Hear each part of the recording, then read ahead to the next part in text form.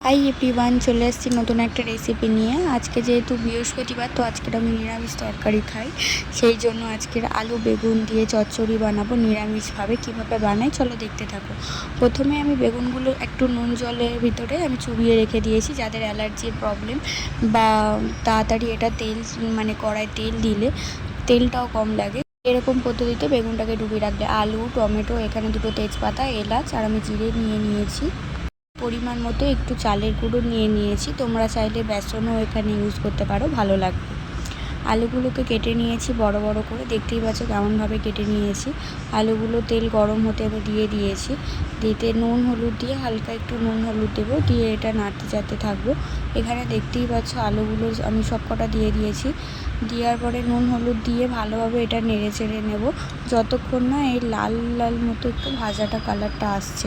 লাল লাল করে ভাজা হয়ে গেলে 2-3 মিনিট ধরে ভালোভাবে ভেজে নিয়ে তারপর আমি ওই তেলেই বেগুনগুলোকে দিয়ে দেবো। বেগুনগুলো দেখতেই পাবে কতটা কম তেল খায়। বেগুনগুলো দিয়ে আমরা ভালোভাবে এখানটায় নেড়ে চেড়ে নেব। বেগুনগুলো যতক্ষণ না লাল লাল করে ভাজা হচ্ছে ততক্ষণ না হাই ফ্লেমে রেখে দেবো, কারণ হাই ফ্লেমে রাখলে লাল লাল করে তাড়াতাড়ি ভাজা হয়ে যাবে আর নাড়তে থাকবে, নয়তো নিচে থেকে তলিয়ে যাওয়ার বা পুড়ে যাওয়ার কি চান্স থাকে। তো এখানটা আমি ভালোভাবে ভেজে নেব। দেখতেই পাচ্ছ বেগুনটা তেল কতটা কম খাচ্ছে। নাড়তে চাড়তে রয়েছি, তাও কিন্তু তেলটা অতটাও বেগুনের ভিতরে ঢুকছে না, অথচ বেগুনটাও রান্না হয়ে যাচ্ছে লাল লাল করে। দেখতেই পাচ্ছ যে ভাজা হয়ে গেছে। এবার ভাজা হয়ে যেতে আমি বেগুনটাকেও তুলে নেব, নেড়ে চেড়ে নিয়ে এবারে তুলে নেব, কারণ দেখতেই পাচ্ছ এটা লাল হয়ে গেছে আর লালের বেশি কালার অন্যরকম হয়ে যাবে, পোড়া পোড়া ভাব চলে আসবে। সেই জন্য এবার তুলে নেব, নিয়ে ওই তেলেই আমি জিরে দিয়ে দেবো আর দুটো তেজপাতা আর এলাচটা যেটা ছিল সেটা আমি দিয়ে দেবো। দিয়ে টমেটোটা দিয়ে ভালোভাবে একটু নাড়িয়ে চাড়িয়ে নেবো। নুন দিয়ে দেবো, কারণ টমেটোটা তাড়াতাড়ি গলে যায় নুনটা দিলে। নুন হলুদ দিয়ে দেবো, দিয়ে একে একে যে মশলাগুলো সেগুলো সব কিছুই দেবো, দিয়ে একসাথে নাড়াচাড়া করে নেবো। লঙ্কার গুঁড়ো দিয়ে দিলাম, দিয়ে পরিমাণ মতো একটু ধনে গুঁড়ো দিয়ে দেবো আর জিরে গুঁড়ো দিয়ে দেবো।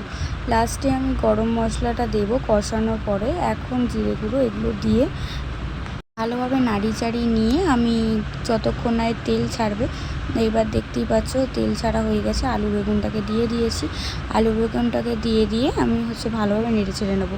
আলুটা আমার আগে থেকে সিদ্ধ করা ছিল, তোমরা একটু ভালোভাবে সিদ্ধ করে নেবে, আর নয়তো পরে রান্নার সাথে একেবারে সিদ্ধ করে নেবে। এখন আমি এটাকে 3-4 মিনিট ধরে ভালোভাবে কষাতে থাকবো, এবং যে আদার পেস্টটা করে রাখছিলাম সেই আদার পেস্টটা আমি দিয়ে দিয়েছি। দিয়ে ভালোভাবে এবার নাড়াচাড়া করব মশলার সাথে। আর এবার আগে থেকে যে চালের গুঁড়োটা রেখে দিয়েছিলাম সেটা এর উপরে দিয়ে দেবো, জল দিয়ে এটার সাথে ভালোভাবে কষিয়ে নেবো। এটা দিলে খাওয়ার টেস্টটা একদমই বদলে যায় আর সুন্দর লাগে।